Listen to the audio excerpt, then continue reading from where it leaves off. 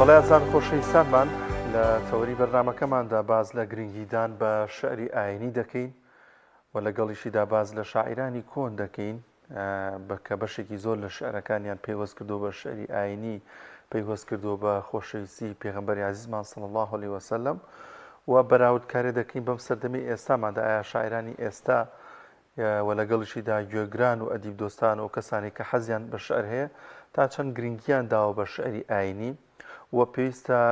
ئەو کەسەی شاعیرەوە دەستی نووسینی هەیە چۆن شعرێکی ئاینی جوان بنووسێت کە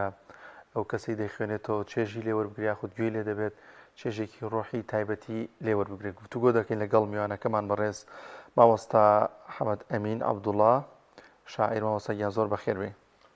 سپاس بۆم دەرفەتە بەخێر بێت یاخوا لەوە دەست پێ بکەین بەڕێستان وەکو ئەزمموی خۆتان لە شعردا و بەتایبەتی شعری ئاینی شاعیرانی پێشووتر چۆن چۆنی بوون لە نووسینی شعری ئاینی و چۆن گرنگیان داوە بە شعری ئاینی و لەگەڵ یا باز لەوش بکەین بۆچی ئەو شاعیرە کۆنانە سەدان ساڵ پێش ئێستا ئەم شعرانیان نووسی و ئێستاش هەر چێژێکی ڕۆحی و تایبەتی هەیە ئەمە بۆچی ئەگەڕێتەوە بەناوی خۆی گەورەی بەخشندەی میهرەبان من سوپاسان دەکەم کە و دەرفەتتان پێدام سوپاسی وریانەی هەمووتان دەکەم ئەوەی ڕاستی بێ وەکو ئەزمموی شعری من تەقریبی لە ساڵەکانی هەشتاکانەوە دەستم بە ئەزمموی شعری کردووە و مەسلەی شعری بابڵی ئاینیش یان نیشتیمانی بە هەموو بابڵی سلکەکانیەوە یعنی ئەو شاعیرانە زۆربەی زۆریان هەمووی نووسیویانن و دەشگەڕێتەوە سەر بابڵی ئەو ئینسانە ئایا چەند پابەندە بە دینەوە چەند پابەندە بە نیشتیمانەوە چەند پابەندە بە ئەیدی چواردەورەوە زیاتر تەئسیری لەسەر کردووە بەڕاستی و شاعیرانی قەدیم بۆیە ئێستا شعرەکانیشان زیندوون لەبەر ئەوەی بەڕاستی تەماشا دەکەی هەمووی لەسەر وەزنی بەحرەکان نووسراوە لەسەر وەزنی مەفاعیلون یان فاعیلاتون یان مستەفعیلون لەسەر ئەوەشە عنی تەماشا دەکەی ئاوازێک و ینی ئیقاعێکی تایبەتی خۆیان هەیە لە کێش و سەروا و لە بەرگەی کورت و درێژدا لەبەر ئەوەیە بەڕاستی تەماشا دەکەی ئێستا ینی بەناچاری ینی هەتا وەکو بەڵێ هەموو هونەرمەندەکان پەنا دەبەنە بەر شیعرەکانی نالی مەحوی ئەنی سالم حەمدی هەر هەمویان بە هەمان شێوەی لە نووسینی شعری ئەو سەردەمانی زوو هەست بە جیاوازیە کرێ لەگەڵ شعری ئێستایە ینی هۆکارەکە بۆچی ئەگەڕێتەوە جۆری نووسینەکە یاخود ئەو بیرکردنەوەی ئەو شاعیرە هەی بۆ شعر ئاینیەکان بۆ منە بۆ خۆشەویستی پێغەمبەرمان صلی الله علیه وسلم ئەمە بۆچی ئەگەڕێتەوە وەڵا حتمێن یعنی بەڕاستی بار و زروف زۆر تەئسیری هەیە یعنی من بۆ خۆم با بڵێ ئەو شیعرەی کە لە تاریکاییدا یان لەبەر چرایەکی کەسدا کە بۆم دێت لەوانێ لە ڕووناکێکی وادا بۆم نێت بە حەقەتی و ئەو زار ئەو ڕۆحی کە زاران هەبوو کە پابەند بوو بەدینەوە زیاتر ئێستا تەقریبی ئەو ڕۆحیەتە لە نێوان زۆربەی زۆری خەڵکیدا بەڕاستی ینی کاڵبۆتەوە بەهۆی ئەو جەنجاڵی کە هەیە و سەرقاڵ بوون و یعنی با بڵێ جیهان بۆتە ماڵێکی بچووک بەڕاستی بەڵام زاران وانە بوو زاران فەرموو کە سەفەرێکت دەکرد بۆ لادەیەک دەبوو یعنی 6 ڕۆژ بە پێ ڕۆیشت بە یان بە سواری وەڵاخ ڕۆیشتبای لەوێژ مابایە بە هەمان شێوەی مەبەستم یعنی تەئسیری با بڵێ دەوروبەر کاری لەسەر شعر هەیە بە حەقەتی یان وەکو چۆن ئێستا تەماشا دەکەی جاران کە ڕۆحێتێک هەبوو لێرەکەوە خەڵک کە دەچۆ بۆ ماڵی خوا بۆ حەزکردن لەوانی 2 مانگی ویست پێ ساڵێکی دەویست بەڕاستی من لە بیرما زۆر مامم چوو بۆ حەزکردن ساڵێکی ویستە تا چوو هاتەوە بەڵام ئێستا تەماشا دەکەی ماشەڵڵا ینی بە 6 ڕۆژ دەستی و دێەوە یعنی مەبەستم چییە ئەو ڕۆحیەتە پەروەردەیە کە جاران هەبوو ئێستا بەو شێوەی نییە لەبەر ئەوەی شتێک ئەوەندە جەنجاڵی ئەوەندە تێکەڵ قڕژاویە فەرقی زۆرە بەڕاستی ڕاستە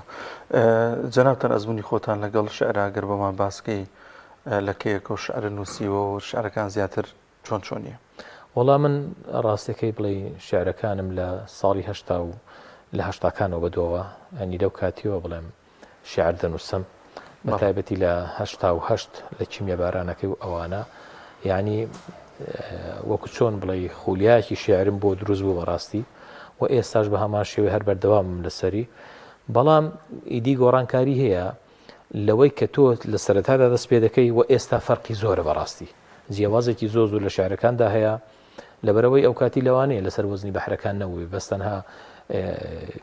کێش و سەروایەک بوو بێ بەڵام ئێستا تەماشا دەکەی ینی لەسەر بەحرەکان دەنووسرێت لەسەر کێش و سەروات دەنووسرێت ئادی بەو شێوەی ماوەسا خۆت ئاماژت پێکرد پێ دوایە زیاتر پەیوەستبوون بە ئاینی پیرۆزی ئیسلام بە فەرزەکانەوە وات لێکا کە کاریگەری هەبێت لەسەر نووسین و تێکست شعرەکان لە ئەزمموی خۆتەوە ینی باس بکەی بۆ نمونە شعرێک لە ڕەمەزانە لەوانێ بینوسی فەرقی هەبوو بێت لە کاتەکانی دیکە ئەمە بەدیەکرێت حتمیان مەسلەیەکی کوردی هەیە دەڵێ دەروێشتی لە کەشکۆڵێدا بێ ینی ئەوەت بۆ دێنێتە بەرهەم وایە یان دەڵێ کاسەت چی تێدا بێ ئەوەی دەتوانی ببەخشی بەڕاستی یعنی دڵێک ئەگەر ئیمانی تێدا نەبێت پێدوانە بێ شعرێکی ئیمانداری ببەخشێت و دڵێک ئەگەر ئیمانی تێدا هەبوو من پێدوانە بێگەر شعرێکی خوا نەخواستا خراپ ببەخشێ بەڕاستی ئەوە تەسیری زۆرە قابلە ینی وەکو دەڵێن پەروەردەی ڕۆحی بەڕاستی تەسیری هەیە بەسەر شعردا شعری جەنابەت چۆن چۆنیە لە کاتێکا شعرە نووسی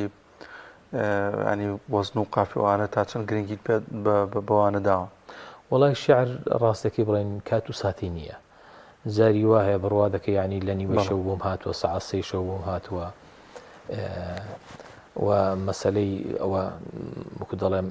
شعر کات و ساتی نییە و مەسەلەی گرنگی قافیە ئەو بابەتانە من زۆربەی زۆری شعرەکانم هەمووی بە سەروا و بە کێش و بە قافیە و بە وەزنی بەحرەکان نووسیوە زۆربەی زۆریە هیچ شعرێک ئامادەیە مامۆستا ئەگەر بۆمان بخوێنیت و پێمان خۆشەوێ وەڵاو ئاخر شعرە نووسیمە لە 15 نووسیمە 15 2004 بە ناوی وەسڵی نورەوە وەسڵی نور کە نووری تۆ لە کەل دەرهات بە ئەمری سەر سەمایی بوو لە نێو جەهل و شەوی تارە بە تەنیا دڵنەوایی بوو ئەو هەڵبەتە لەسەر پێغەمبەر صلی الله علیه وسلم کەدیم عەشقی دەسووتێ وەک کەدیم عەشقێ دەسووتێ وەک پەپوولەی بێپەڕ و باڵ کەدیم عەشقێ دەسووتێ وەک پەپوولەی بێپەڕ و باڵێ منی پەروانە سوتاویش بەدڵ ڕۆحم فیدایی بوو وەکو بەدرێ کە ئەگەر هەڵدێ وەکو بەدرێ ئەگەر هەڵبێ لە تاریکی شەوی هیجرا ئەگەر وەسڵت بەدڵ نایکەی نیشانەی بێوەفایی بوو دڵم مەزنونی سەرشێتە لە هەر دێبێ ئەڤین ماوە دڵم مەزنونی سەرشێتە لە هەر دێبێ ئەڤین ماوە نەخۆشی دەردی دووریتە نەدەرمان و دەوایی بوو دەبێ هەڵکەم گڕی عەشقم لەسەر دوندی فەلەک ئەمڕۆ لە ئەغیار و نەیارانم بەدڵ مەیلی جودایی بوو دەبێ شەمسێ جەماڵی تۆ بکا ڕۆشن دڵی دەی زۆر کە تیشکی ئاسمانە نورێکی لای خودایی بوو کە جیبریل و مەلەک گشتی دەکەن مەدح و سەنای خوڵقت بە ئینەی خەڵقی تەعزیمی لە سیدرەی منتەهایی بوو وإني خلقي تعزيمي لسدري منتهاي بو شكا تختي قلاي كفر بنوري بخشي رحمانت بدستي هيزي أصحابت نشاني تاك تبايبو دبي ريقا بدل تيكم حتى سينم لنور بركم دبي ريقا بدل تيكم حتى سينم لنور بركم لبو وصلي زمالي تو لهالبيدل صفايبو منی ڕسوایی ئەم ژینە منی نافامی ئەم دینە لە ڕێبازت ئەگەر دووربم ئەسیرم ڕۆح جەفایی بوو بۆیە وا حەیران و پڕهەستا بەدڵ ئەمینی دەگری بەجێماوە لە یاران بۆ شەفاعەتت گەدایی بوو مامۆستا لە نێو کۆمەڵگای ئێمەدا گوێگران ئەدیب دۆستانیان ئەو کەسانی حەزیان بە شعرەوە و خوێندنەوەی شعرە پێت وایە لە ئێستادا پاشەکشەیەگێ لە شعری ئاینیە یاخود کەمتر گرنگی پێ ئەدرێت کەمتر خەڵەگەر بە عام کەمتر گرنگی بە شعر دەدات و ئەو کواری بۆچی ئەگەڕێتەوە وەڵاهی جانەکەم مەسەلەی شعری ئاینی بەڕاستی لە هەموو سەردەمێکدا تام و چێژی خۆی هەیە بەڵام شعر بەگشتی با بڵین پاشەکشەیەکی بە خۆبینی بە حکمی ئەوەی کە شعری بابڵی ئازادیان داهێنا لە ئازادەکەش ئیدی هەڵیان پاسی و کە زاران شعری ئازاد بەڕاستی تەماشا دەکرد وەزن و قافیەکی خۆی هەبوو لە با بڵێ لە 8 بەرگەوە لە 4 بەرگەوە دەستی پێ دەکەت نەوەک تاچی بەرگەکان لە 4 بەرگە ئەو زاریان دەبۆ 6 بەرگە دەبۆ 8 بەرگە ئەبەو شێوەی 12 ئەبەو شێوەی بەڵام تەماشا دەکەی شێعری حۆڕیش ینی یەکەم جار بۆ نمونە 4 بەرگەیە بەڵام دێڕەکەی دوایی دەبێتە 7 بەرگە یعنی لێوەدا وەزنەکەی تێک ناکاتەوە قافیەکە ناڕێم ئەوە قافیە نییە بەڵام وەزنەکەی تێک ناکاتەوە یعنی لەبەر ئەوە بەڕاستی ینی خوێنەری شێعر کەمتر بوو بەڵام ئێستاش بە ناچاری خوێنەر زیاتر تەماشا دەکەی ڕوو دەکاتە دیوانە کۆنەکان لەبەر ئەوەی تام و چێژێکی وەکو دەڵێم یعنی ئیقاعێکی هەیە مۆسیقایەکی هەیە فەرقی زۆرە بەڕاستی و داڕشتنی شێعرە کۆنەکانیش بە تایبەتی با بڵێن فکرێکی زۆر بەهێزی ویستوە بەڕاستی تەماشا دەکەی یعنی کە ماحویەک باسی قەسیدەی نور دەکا بەڕاستی ینی هەر با بڵێ تەفسیرێکە لە تەفسیری قورئان تەفسیرێکە لە تەفسیری فەرمایشتەکانی پێغەمبەر صلی الله علیه وسلم ئەبەو شێوەی بەڕاستی ینی دایڕشتووە لەبەر ئەوە ینی شێعر وەکو دەڵێم بەهۆی ئەو بێبەرنامەی کە هەیە پاشەکشەی کردووە وەکو شێعر بەڵام وەکو ڕۆحیانەت نا ڕۆحیانەت بەڕاستی هەموو کاتێک هەر زیندووە ڕۆحیانەت دەگەڕێتەوە سەر ئەو کەسەی ئەو شاعری کە شێعرەکەی دەنووسێت یعنی ئەو ئینسان دەتوانێت پەروەردە بە ڕۆحەکەی بدات مامۆستا تا چەند گرنگە شاعیر یاخود کەسێک نیەتی نووسینی هەیە دەستێکی لە نووسینی هەیە سوودێکی زۆر لەو شاعرە کۆرانە وەربگرێت وە گرنگی بە شاعرە کۆنەکان بدات شعرەکانیان بخوێنێتەوە بۆی کە کاریگەری هەبێت لە جوان نووسینی ئەم لە شعرەکانیدا وەڵاهی شێعر یەکەم زاریان با بڵێ ینی ئیلهامێکی خواییە بە حەقەتی پەروەردەیەکی ڕۆحە تەقینەوەیەکی با بڵێ دەروون نییە ئەوە خاڵی یەکەمە کە لەوانەیە خوای گەورە بە هەموو کەسێکی نەبەخشێت بەڕاستی یعنی توانەوەی ڕۆحە لە جەستەیەکدا توانەوەی ڕۆحە لە فەنابوونێکدا توانەوەی ڕۆحە لە خۆشەویستی بەرامبەر شتێکدا وە مەسەلەی گرنگیدان ینی دەتواندرێ ئینسان با بڵێ مرۆڤ ئەو شاعیرایان فێری کێش و سەروایەکان ببێت چونکی ئەوانە با بڵێ تەکنیکی شێعرین بەڕاستی تەکنیکی شێعرین بەڵام فەنتازیای شێعری جیایە ئێستا زۆر کەسی وا هەیە تەماشا دەکەی لە بەحرەکاندا زیرەکە باشە لە وەزن و قافیەکەیدا زیرەکە بەڵام فەنتازیایەکەی فەنتازیایکی بەڕاستی یعنی سەرنج ڕاکێژ نییە ڕۆحێتێکی سەرنج ڕاکێژ نییە یعنی ئەو ڕۆحیەتە کەواتە دەبێت بۆ خۆی پەروەردەی کات بە چوونە ناوناخی دینەکە ئەگەر لە ڕووی دینەکەیەوە بێ ئەگەر لە ڕووی دینەکەیەوە بێ ئەگەر لە ڕووی نیشتیمانیەکەوە بە هەماش چوونە ناوناخی نیشتیمانەکەی پەروەردە دەکرێتەوە وەکو دەڵێم لە ڕووی تەکنیکیشەوە ئەوە دەبێت وەکو بە دەرس و دیراسەیەک بێت و بەڕگی کورت و درێژ فێر بێت و بەحرەکان فێر بێت و یان ئەگە هەر نەبوو کێشی پەنجە و کێشی پەنجەی خۆماڵی زۆر ئاسایە و کە بە مۆسیقا ماوسا خۆت زیاتر شعری چ شاعرێکە خوێنیتەوە یاخود گرنگی پێ ئەدەیت یاخود ڕنگدانەوەی هەبوو لە شعرەکانی جەنابتا وەڵام من بە دەرزێک بەڕاستی کاتی خۆی شیعری مەحوی یعنی زۆر سەرنجی ڕاکێشام بە دەرەجەی یەک و ئەو زار نالی بە هەمان شێوەی تەماشا دەکەم لە شاعیرەکانی تریش ئەوەی کە بڵێم ئاینیش نەبوو سەرنجی هەر ڕاکێشاوم وەکو شیعرەکانی مەحوی ئەوە خیام چونکی خیامیش لەوێدا کە چۆن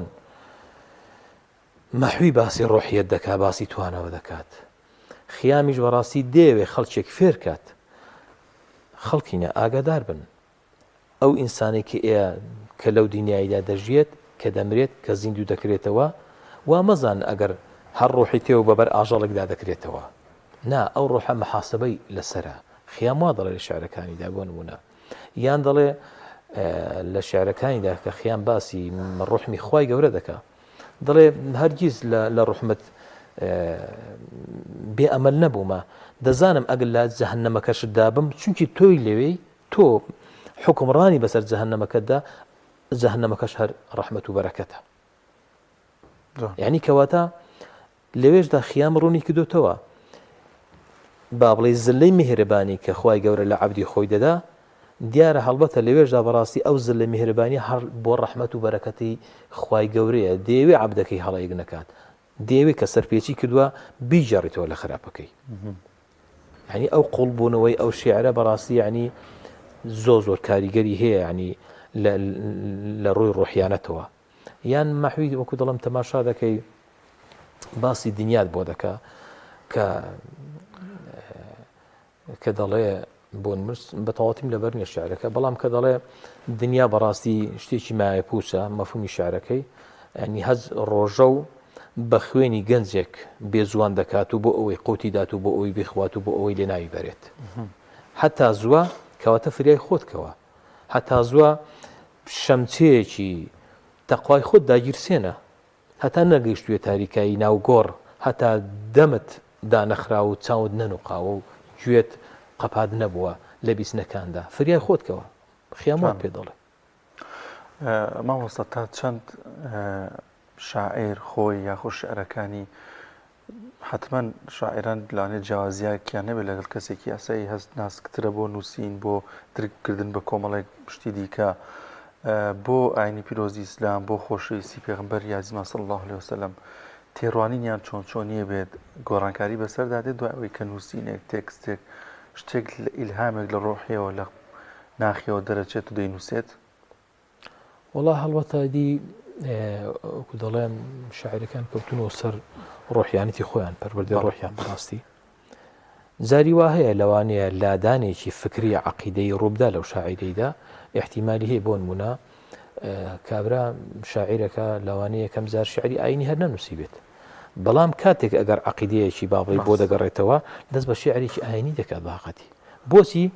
لەوەی داخوای گەورە هیدایەتی داوە والذین جاهدوا فینا لنهدینهم سبلنا خوای گەورە دەفەرمێ من ئەگەر ویستم کە ئەو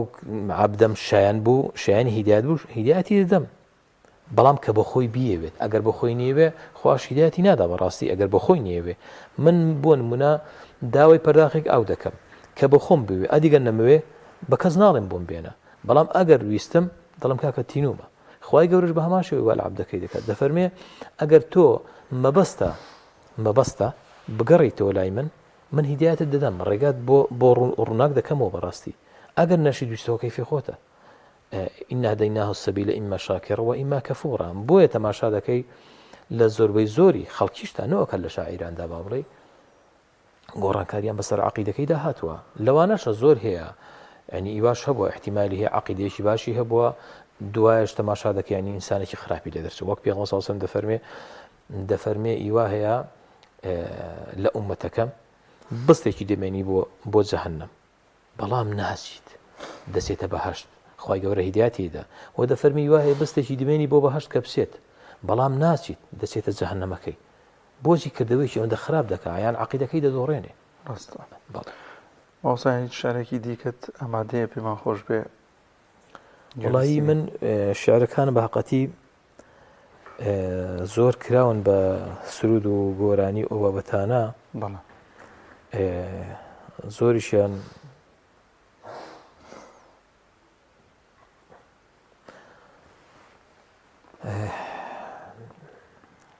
ئەو شعریان لەسەر خۆشەویستی پێغەمبەر صلی الله علیه و سەلەم خۆشەویستی بێ سنوور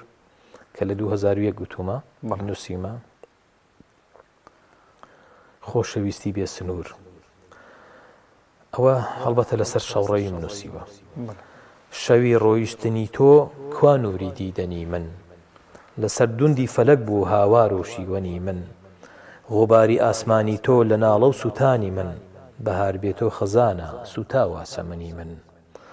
سۆزی دڵ بۆت دەسووتێ لە هیجرەتی پڕشنگدار شەوکەدا دێ دەناڵم دەڕوا شەوکەدا دێ دەناڵم دەڕوا خەندیدەنی من تۆ شاگوڵی گوڵزاری تۆ بولبولی خۆشخوانی بۆنی عارەقی لاشت وەک باغی سەمەنی من نیگای تۆ دەریایەک بوو لە غوربەتی ئومەتت دڵقاپی نووری تۆیە ئەی چرای ڕەوشەنی من هەمومان کەڕ و کوێر بووین هاتنت زەلادار بوو خۆشەویستی گشت کەسی سێبووری و ئۆخژەنی من دوڕی دەریای گەشت جیهان چەتر و سایی هەژاران تۆی شوعلەی شەوی دەیجوور لە ڕێتە گەردەنی من کۆچت شیوەنی من بوو خەرمەنی دڵمی سووتان هەر تۆی گشت کەسی منی مامۆستای زەمەنی من تیشکی زێڕینی تۆ بوو دنیای کردە چراخان بووی بە سۆمای دەروون و بینایی تەمەنی من خۆری گەشی ڕووی تۆ بوو تاریکی ڕەواندەوە ڕۆژگار زوخاڵستان بوو ئەی دوڕی شاهانی من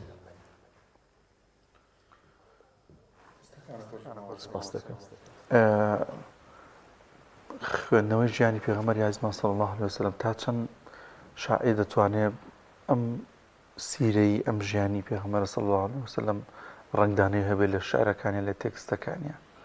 کاتێک کە شارەزا بێت لە ژیانی وەڵا هەڵبەتە یعنی کە تۆ